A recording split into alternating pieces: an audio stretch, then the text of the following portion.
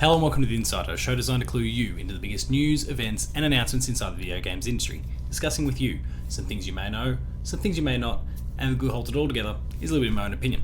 My name is Paul James, thank you very much for watching, and let's go for the episode.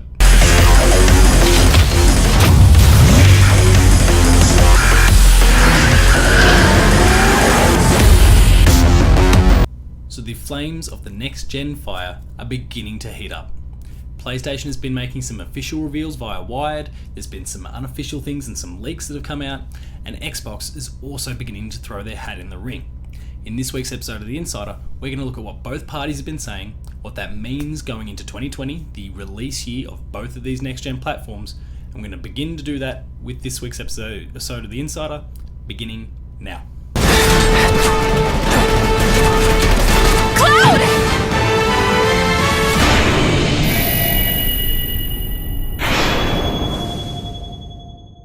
So we are now 11 months, approximately, from the launch of the PS5 and whatever Project Scarlett eventually ends up being.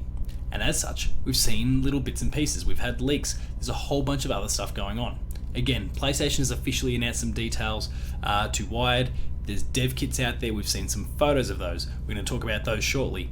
And on the flip side, Phil Spencer has come out just as recently as this week and spoken about how he's been taking his Project Scarlett home and has been playing games on it. This says a lot about where both consoles are at, and we're going to talk more about it in more detail, beginning next.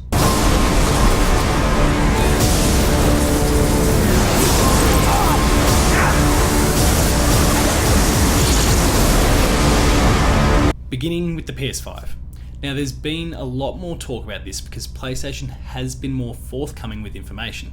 There have been two Wired pieces now, and they've gone into quite some detail. There was also that leaked demo that we saw where they basically showed Spider-Man from the PS4 running some load times that took 15 to 20 seconds before, being completed in less than half a second, to show off the technology. We've seen some details kind of revealed, but nothing in terms of really full specs just yet. What we've seen most recently have been a series of leaks revealing the dev kits that have been sent out to publishers and developers around the globe so they can begin development on games for the PS5. Now, one of the big talking points from this has been the shape of these dev kits and the fact that it is in a shape of a V, so the number 5 when we're talking Roman numerals here, and a lot of people going, oh geez, that can't be what the PS5 looks like. Dev kits typically are not representative of what the final product looks like. So don't worry about that. If it turns out it looks like a V and I'm wrong, fine. There'll have to be a few things going wrong with PlayStation up here in order to make a design decision like that, but whatever. These things are being developed in such a way that they can be stacked, ventilation is easy, all those sorts of things. They can kind of go a bit over the top and they don't have to worry about design. And that's kind of the key in this particular case. They'll find other ways to kind of mask the ugly innards and design it in such a way that hopefully airflow is better so that they don't sound like jet engines like my PS4 does, but that's all something that'll come later on. PlayStation has been more forthcoming with information and dev kits to developers around the globe. We've seen developers themselves more open, not much so, but more open to talk about the PS5 and the fact they are developing for it. First parties will obviously have it, but how deep are we going from there? Who's got what? It's fair to assume that EA's, Activision's, 2K's, as far as the third party, Ubisoft, they're all in possession of them. How far does it reach when it comes to smaller independent studios? Because they are going to be important at the launch of the console as well. There's a whole host of different parties that all need to get involved here. We've only seen the tip of the iceberg when it comes to PlayStation, but now we're going to move on to Xbox. Get ready.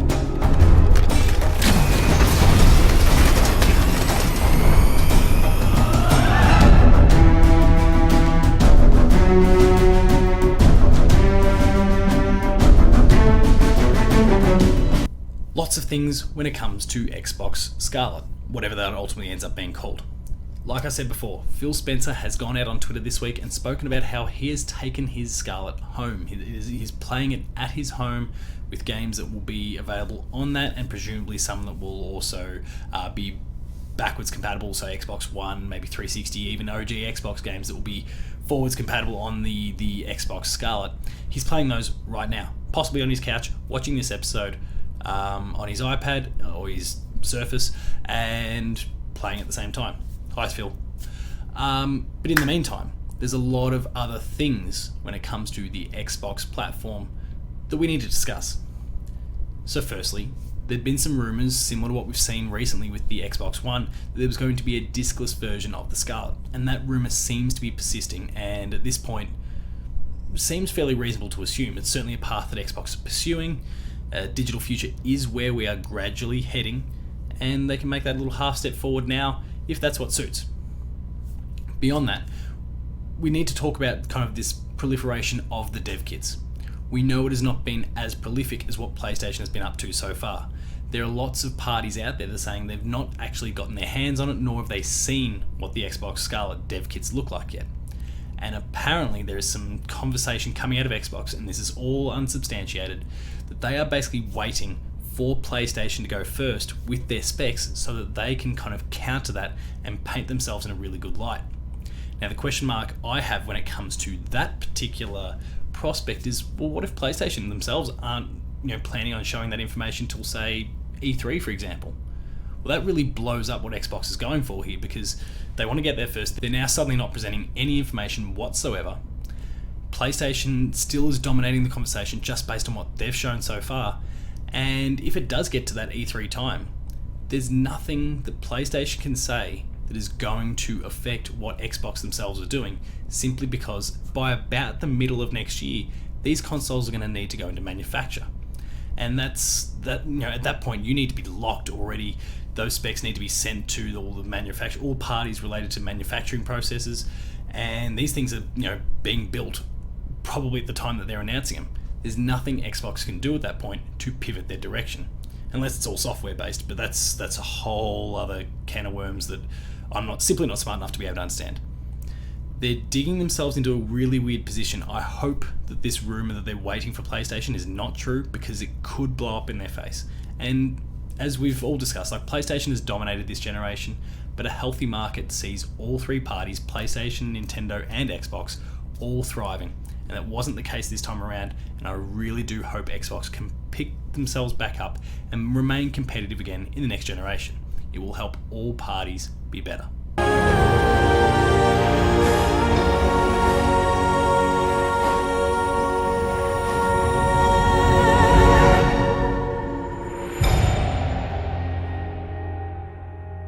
So that concludes this week's episode of The Insider. I hope you enjoyed it. If you did, please consider liking, sharing, and subscribing. All those buttons are down the bottom, and hit that notification bell. That way you're alerted to every video the moment it goes live on the channel. That includes Patched, more of The Insider, Player 2 Plays, Late Game Review, Gamer School, and a whole lot more. There's some awesome stuff there, so please be sure to go and check it out.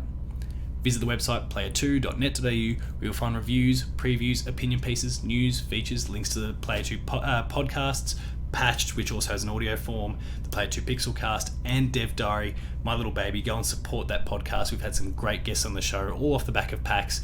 Our most recent one, Victoria Dolbaum from Bungie, joins me to talk about her career, so go and check that one out. And of course, the Player 2 Writers Draft. There's more details and updates coming to that very shortly. We're also on Patreon, patreon.com/player2au, and consider kicking a few bucks. At the lower tiers, you'll get early access to episodes, whilst at the higher tiers, you'll get monthly episode exclusives. Finally, there's Twitter. You'll find me at Paul James Games, and the website you'll find at Player2au. Until next time, that has been the current state of this next gen pursuit. Thank you very much for watching, and I'll see you next time.